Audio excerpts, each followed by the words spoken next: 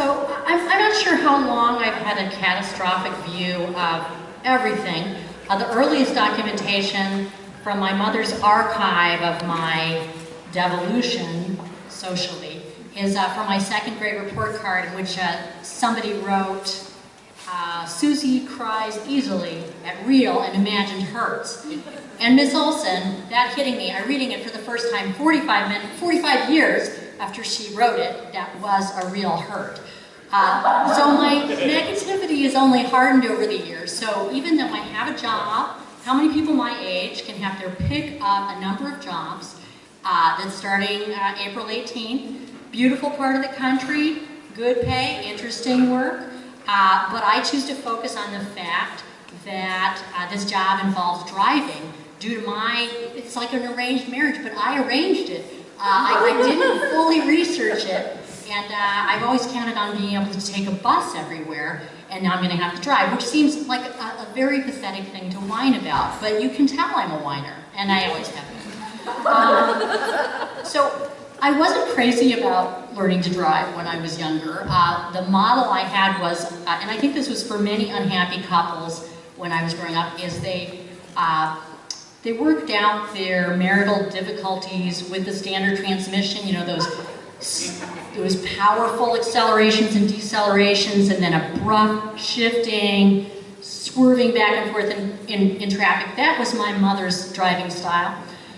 So I was willing to learn to drive, and I wasn't unhappy idling around the back of Walter Johnson High School. And I didn't even ask my father if he would help me, because he never trusted me with anything, but he was very proactive before that adjective even existed, and he approached me. And in just 2 lazy Sunday afternoons around empty parking lots, augmented by encouragements such as, well, you just took 10,000 miles off the life of the car, but that's okay. He completely extinguished my desire to ever drive a vehicle belonging to anybody in my family. My driving instructor was more direct. We were on the Washington Beltway, and I was reluctant to go 70 miles an hour, so he simply put his foot on top of mine on the accelerator, and I just imploded right there. So 16 years after that, I did finally get my license because I was feeling sort of developmentally delayed by always having a non-driver's state-issued ID. If you've ever had one of those, you feel defective as soon as you present it. And also, I got over my fear a little bit the same way I got over my fear of stand-up, by just looking at how many idiots do it. And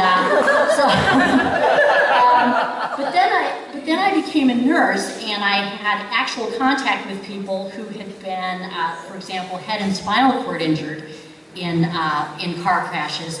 And so then I intensified my anxiety and tried to avoid driving as much as possible. So now, when I took this job, I can be boring. It's my last night up here. I don't care if I bore you. In the interview, I said, and I've been very timid in interviews, except when I come out with some sort of Trump-esque kind of arrogance like this. One of the interviewers said, well, maybe you want to come and look at it, this on a reservation, before you take the job. And I said, oh, I don't think anything would surprise me after Ghana.